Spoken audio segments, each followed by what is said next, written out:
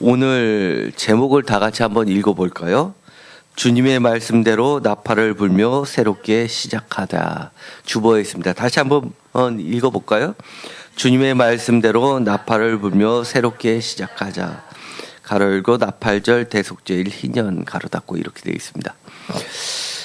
오늘이 1년 중 마지막 주일입니다. 우리나라에는 이 마지막 날이 다가오면 12월 한 20일째쯤 되면 회사에서는 굉장히 바쁩니다. 뭐 하느라고 바쁘죠? 요즘에는 잘 안 그러는가요? 제가 회사 다닐 때만 해도 막년회 때문에 그렇게 바빴습니다. 어떨 때는 일정이 거래처하고 막년회를 해야 되는데 시간이 부족하고 그러다 보니까 하루에 뭐 2탕을 뛰는 적도 있었습니다. 그런데 점점 시간이 가면서 이 막년회가 많이 축소된 듯 합니다. 저도 회사 다닐 때는 그렇게 술을 먹기 싫어해서 이리저리 도망다니고 그랬지만, 그때는, 상사들이, 너 술 먹는 것도 회사 월급에 포함되어 있다고 하면서 억지로, 먹을 수밖에 없었던 때가 바로 그 막년회만큼은 피할 수 없었던 것 같습니다. 그거를 서로 술잔을 따라주지 않으면 마치 큰 결례라도 되는 것처럼, 심지어는 어떤 거래처에서는 이 사람은 영업부에서 좀 빼달라고까지 얘기할 정도로 아주 심각한 그런 때가 있었습니다. 그러다가 전 늘 기도했죠. 이 술 문화 좀 하나님 바꿔주십시오. 그러자 IMF가 쳐지고 나서는 많이 바뀌었던 것 같습니다. 그런데 이 막년회를 하는 이유가 뭡니까? 왜 그게 안 없어지고 오랫동안 지속이 됐을까요? 막년회. 잃어버릴 망자를 넣은 이유가 1년 동안 다사다난했던 여러 가지 것들 중에서 슬펐던 일, 그리고 속상했었던 일, 서로에게 오해가 있었던 일은 다 풀고 가자. 그러면서 했었던 거 아닙니까? 우리가 성서를 보면 유대인의 절기 중에서도 그와 비슷한 게 있을까요? 신년은 분명히 있습니다. 제가 여러 차례 이야기를 했습니다. 신년. 이 레위기 23장은 굉장히 중요한 장이라고 했습니다. 이 유대인의 절기에 대해서 다 나오게 되는데요. 유월절, 무교절, 초실절, 오순절, 나팔절, 대속제일, 초막절에 대해서 나오게 됩니다. 듣기만 해도 복잡하죠. 우리가 편의상 아비벌 이러면 1월에 해당하는데 그렇게 이야기하지 말고 편의상 첫 번째 거를 1월, 2월, 3월에서 12월까지 순서대로 간다고 쳤을 때 사실 1월은 유월절에 들어가 있습니다. 그것이 이 캘린더 날로 치면 한 3월에 해당합니다. 정확히 이야기하면 유월절은 날짜로 하면 첫 번째 달, 그거를 1월을 쳤을 때 1월 14일이 되고요. 무교절은 1월 15일이 됩니다. 그리고 나서 7일 동안 지키게 되죠. 그리고 초실절은 일주일은 7일인데 이 일주일을 7번 해서 49일 동안 지켜지는, 하루짜리가 아니라 49일 동안 지켜지는 것이 초실절입니다. 그래서 성경에서는 이 초실절은 무교절 다음 날부터 계산하는 것을 기준으로 이야기하고, 또 어떤 것에서 이 맥추절이라고 해서 49일째 되는 날을 이야기하는 데도 있습니다. 그런데 이게 기후 때문에 이스라엘 절기는, 이스라엘 땅은 남부로 길게 되어 있다 보니까 이 맨 위쪽 따뜻한 지방에 초실이 열리게 돼서 그거를 예루살렘으로 갖고 와서 절기를 우선적으로 지키다 보니까 이렇게 49일 동안 쭉 가게 되는 겁니다. 그리고 나서 49일 더하기 1일, 이것이 바로 오순절이 되겠죠. 이 오순절은 우리가 중요한 게 있습니다. 이 성령 강림절 지켜지게 되죠. 그러나 유대교에서는 이 성령강림절보다도 중요한 날입니다. 이 오순절이 바로 시내산에서 모세가 율법을 수여받은 날로 지키고 있는 겁니다. 그리고 일곱째 달 되면 나팔절이 있습니다. 이것이 이 유대인들에게는 일곱째 달, 그러니까 7월 정도 되고요. 이 우리가 지키고 있는 국제 달력으로는 이것이 한 10월경에 오게 됩니다. 7월 1일이 바로 나팔절입니다. 그래서 이때는 나팔을 부르면서 새해 신년이 시작되는 것을 이야기하고요. 이 나팔절과 시작된과 동시에 그들은 뭘 했냐면 회개를 했습니다. 그리고 나서 7월 10일 날 대속죄일이라고 지켜지게 됩니다. 그리고 나서 7월 15일이 되면 초막절이 시작이 됩니다. 이것도 7일 동안 지켜지면서 21일까지 이 장막절이라고 해서 추수감사절을 같은 것을 지키게 되죠. 그런데 이런 절기들 중에서 우리가 좀 기억해야 될 것, 이 신년에 해당하는 1월 1일이 그들에게는 나팔절이라고 했는데, 오늘의 말씀을 읽어보면 나팔절하고 반드시 같이 기억해야 되는 것들이 있었습니다. 무엇이었죠?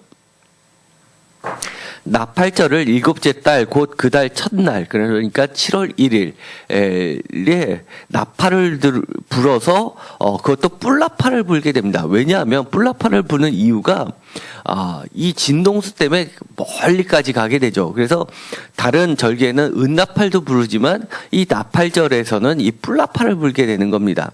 그런데 이때는 중요한 게 그 다음부터는 이 회개를 해서 일곱째 달 열흘날 7월 10일 날 속죄일, 대속죄일을 하는데 이거를 스스로 괴롭게 하라라고 하는 말을 강조를 하고 있습니다. 스스롭게 괴롭게 한다라는 말을 여러 차례 하고 있는데요. 그러면서 이것을 대속죄일이라고 이야기합니다.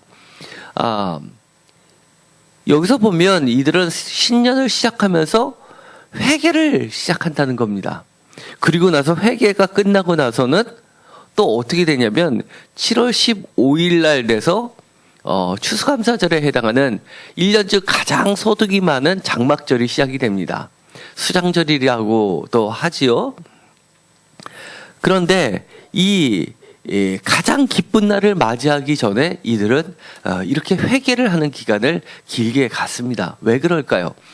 유대인들은 그렇게 믿었던 겁니다. 우리가 죄가 많이 있는데 대속죄일은 모든 사람이 대제사장이 1년에 한 번 지성소로 들어가서 온 백성들의 죄를 단번에 죄를 씻는 날이 아니라 죄를 유보하는 날입니다. 우리가 죄는 있지만 하나님께서 죄를 가려주시는 날로 생각을 했던 겁니다. 그런데 중요한 게 이 1일부터 시작해서 10일까지 어떻게 하느냐에 따라서 이들이 생명책에 기록이 되기도 하고 사망책에 기록이 되기도 한다고 그들은 믿었던 겁니다.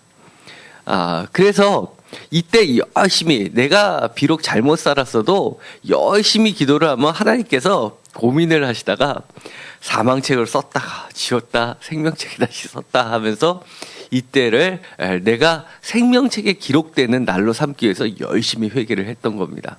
그런데 히브리서 보면 이렇게 이야기하죠. 예수님께서 유보를 시킨 게 아니라 단번에 우리의 죄를 말갛게 씻기셨다라고 이야기를 하는 겁니다. 그런데 이 나팔을 어디서 불었냐 하면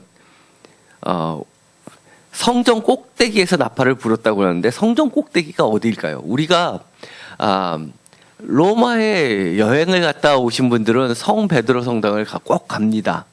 성 베드로 성당에 가면 성전 꼭대기가 있죠. 여기 로마에 갔다 오신 분 계시죠? 예천이도 가서 봤나? 성전 꼭대기가 어떻게 되어 있지? 한참 올라가는데 어디 올라가면 어디를 올라가는 거야? 바깥에서 봤을 땐 동그랗게 돔으로 되어 있는 그 위로 올라가서 이렇게 둥글둥글하게 올라가서 맨 위에 올라가면 장관이 펼쳐집니다. 로마 시내가 다 보이는. 갔다 오셨죠? 보셨나요? 안 보셨나요? 한번 로마 거기는 가볼만 합니다. 가서 보면 장관입니다. 그런데 예루살렘도 성전이 있죠. 성전이 있는데 예루살렘 성전에 성전 꼭대기에서 나팔을 불라고 그랬는데 성전 꼭대기가 어디인가요? 성 베드로 성당처럼 그런 데를 성전 꼭대기라고 생각하면 안 됩니다. 왜냐하면 예루살렘 성전은 가장 안쪽이 지성소가 있고 그 위를 사람이 밟고 올라간다? 그거는 상상할 수 없는 것이죠. 어떻게 하나님이 계신데 그것도 대제사장이 1년에 한 번 들어가는 데인데 그 위를 왔다 갔다 한다는 건 있을 수 없습니다. 예루살렘 성전에서 성전 꼭대기라고 하는 것은요, 성전이 직사각형 모양으로 되어 있을 때 동쪽 문으로 해서 사람들이 들어오는데 동쪽 문에 들어오는 이 동쪽 문으로 들어와서 그 남쪽에 있는 이 맨 위가 성벽 맨 위가 성전 꼭대기입니다. 여기서 나팔을 이렇게 불게 되는 겁니다. 성전 꼭대기가 가장 높은 것이 이곳입니다. 그래서 이곳에서 불면 뿔나팔 소리로 멀리까지 번지게 되죠. 그들은 기뻐함과 동시에 바로 속죄를 시작하죠. 울면서. 그렇기 때문에 지금도 이스라엘 가면 통곡의 벽이 이스라엘 사람들이 제일 가깝게 지성소하고 제일 가깝다고 하는 것이 바로 남쪽에 있는 통곡의 벽입니다. 직사각형 모양으로 돼 있으니까 성전 입구는 원래 오른쪽으로 들어가게끔 돼 있지만 안으로는 못 들어가고 무슬림들이 그거를 차지하고 있다 보니까 남쪽 벽을 타고서 지성소 있는 쪽으로 가면 그쪽이 사실은 제일 가까운 겁니다. 그래서 통곡의 벽을 사이에 두고 통곡의 벽에다 놓고 지성소 제일 가까운 데서 사람들이 성경을 읽으면서 회개를 하기 시작합니다. 우리가 성지순례 가보면 거기에 많은 쪽지들이 놓이는 것을 보게 되죠. 그러면서 그들은 회개를 합니다. 이것이 신년의 풍속입니다. 우리나라로 치면 우리는 막년회가 있고 그 다음에 기쁘다고 해서 이 신년의 종소리와 함께 축하를 하면서 즐거운 성탄이 아니라 즐거운 새해를 시작하게 되어 있습니다. 그런데 이 사람들은 순서가 좀 바뀌어 있죠. 신년이다라고 즐겁게 선포하고 그러면서 이들은 이야기를 합니다. 이것이 여호와의 기쁜 날이라고 성회라고 하면서도 막상 7월 10일 대속죄를 준비하면서 시작을 눈물로서 시작을 하는 겁니다. 그런데 그 다음이 중요한 게 있습니다. 대속죄일이 끝나고 나서 감사절이 일어나는데 우리가 봤던 본문 중에서 독특한 것이 하나가 있죠.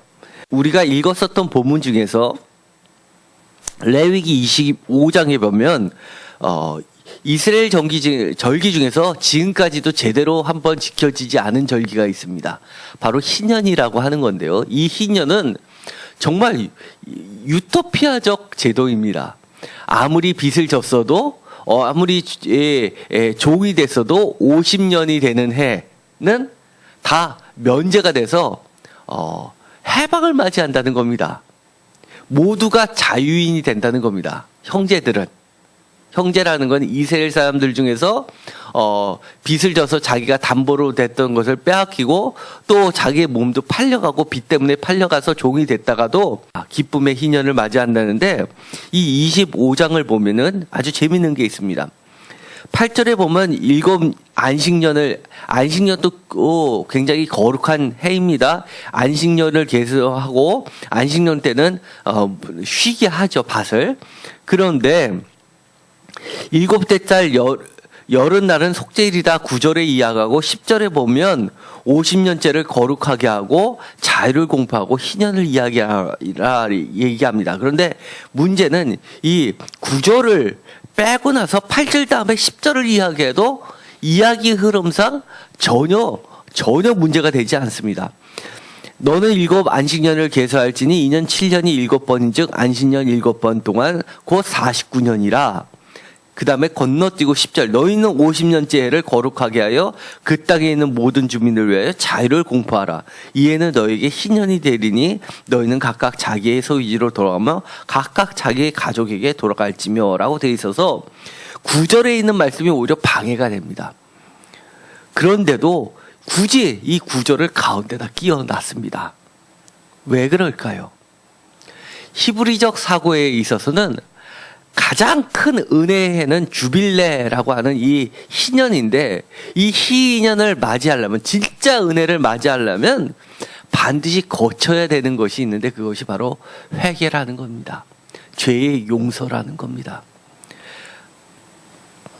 그 흔적은 여러 군데 남아 있습니다. 우리가 아까 그림을 봤죠? 나팔절을 이야기하면서 가장 높은 곳, 성전 꼭대기에서 나팔을 불었는데, 이 성전 꼭대기에서 나팔을 분 이야기가 비슷하게 전개되는 것이 복음서에도 있습니다.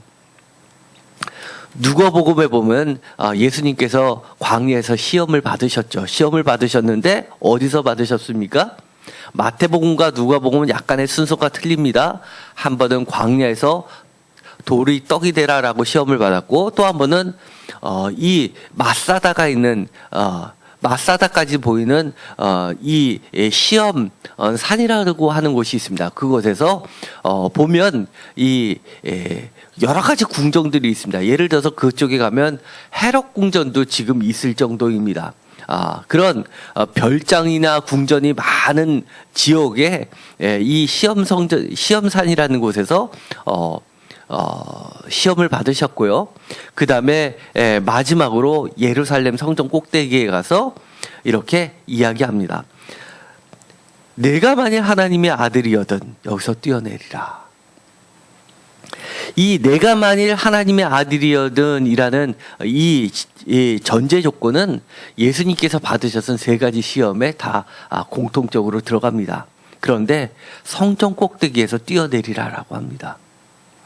성전 꼭대기에서 뛰어내리면 누구든지 너를 하나님의 아들이라고 인정할 수 있다라는 이야기입니다. 지금도 그 성전 꼭대기를 가서 보면 거기서 뛰어내렸을 때 살 수 있는 사람이 없다는 걸 현대 사람들도 아는데 2000년 전에 사람들은 왜 몰랐겠습니까?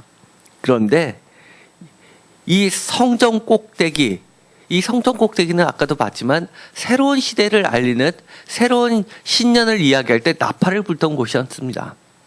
그러니까 그곳은 많은 사람이 밀집되어 있고 사람들의 시선을 한목에 집중시킬 수 있는, 정말 이것 하나만 성공하면 모든 것이 뒤바뀔 수 있는 아주 정말 아킬레스건 같은, 급소 같은 그런 곳이라고 할 수 있습니다.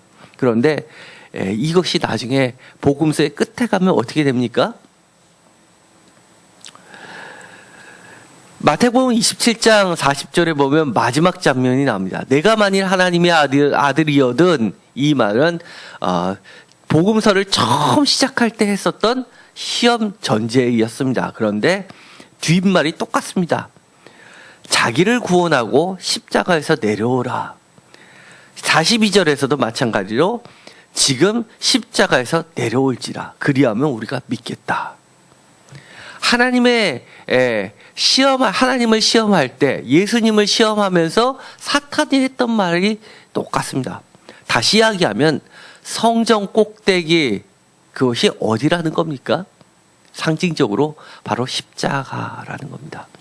신년에 나팔을 불었습니다. 어디서 불었습니까? 십자가에서 불었습니다. 그리고 나서 새로운 새해가 시작이 되었습니다. 새로운 날이 선포되었습니다. 새로운 은혜의 시간이 시작이 되었습니다. 상징적으로 그것은 어디입니까? 예수 그리스도의 십자가 위라는 겁니다. 한마디로 이 십자가의 위가 아니면 은혜도 없고 속죄도 없고 새로운 시대도 없다는 겁니다. 마가복음에서도 마찬가지입니다. 이 구원과 십자가, 성전 꼭대기, 이것은 뗄래야 뗄 수 없습니다. 그래서 지금도 교회들 보면 십자가를 주로 어디다 설치합니까? 성전 꼭대기에다 설치합니다.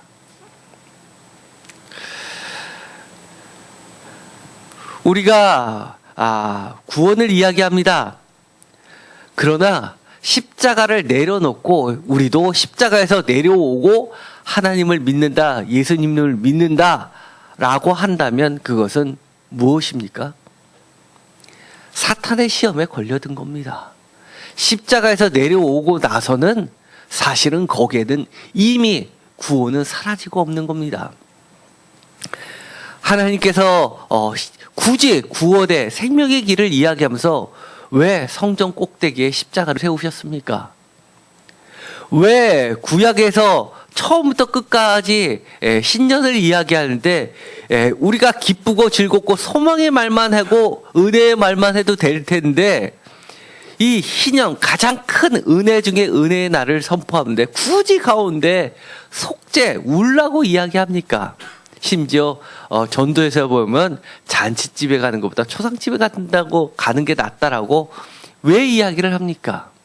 우리가 정말 깨끗이 지울 곳은 지워야지만 깨끗이 우리의 죄를 속죄 받아야지만 우리에게는 바로 십자가의 구원이 있기 때문입니다.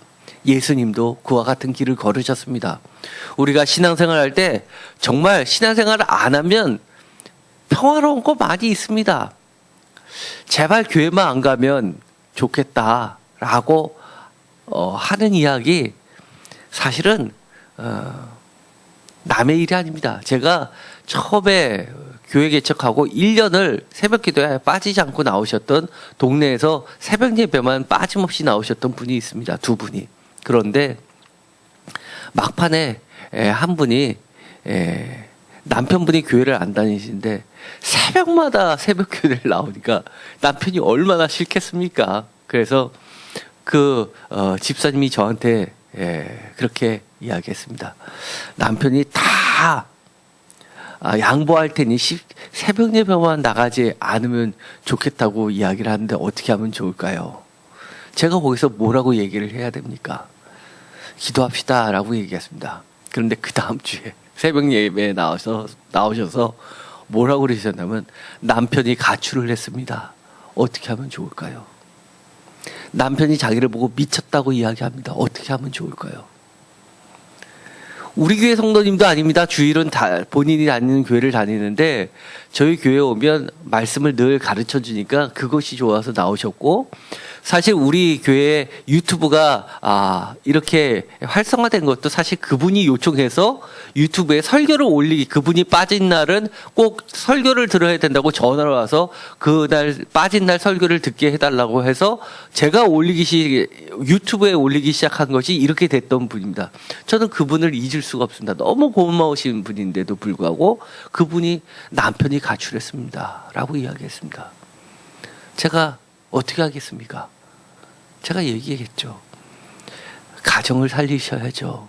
하나님은 어디든지 계시니까 교회에서 못 나오시면 제가 유튜브를 계속 올려드릴 테니까 집에서 기도하십시오. 그리고 남편을 찾아가서 전화를 해서 집으로 모시고 오십시오. 그 이후로는 그분이 한 번도 그 이후로는 저희 세임교회를 찾지 않으셨습니다. 지금도 우리 세임교회 유튜브를 듣는지는 모르겠습니다. 아마 안 들으실 것 같습니다. 교회에서 멀어지면 신앙도 멀어지게 되어 있기 때문입니다. 사실 교회만 안 다니면 겪지 않아도 될 고난을 크고 작게 우리는 다 겪고 있는 겁니다. 우리가 말로는 다 못해도 다 있을 겁니다. 저도 옛날에 막년에 그렇게 할 때 심지어 제가 책상에 앉아있는데 그것도 낮입니다. 직구준 선배가 술병을 제 책상 위에다 떡하니 놓으면서 술 마셔보라고. 우리 회사에서 교회 다니는 사람이 딱 3명 있다고. 그런데 네가 앉았던 이 자리가 너 전에도 교회 다니었던 사람인데 불과 3개월 못 채우고 퇴사했다고. 저한테 그렇게 얘기했었습니다. 그런데 제가 그 사람보다 회사 더 오래 다녔습니다.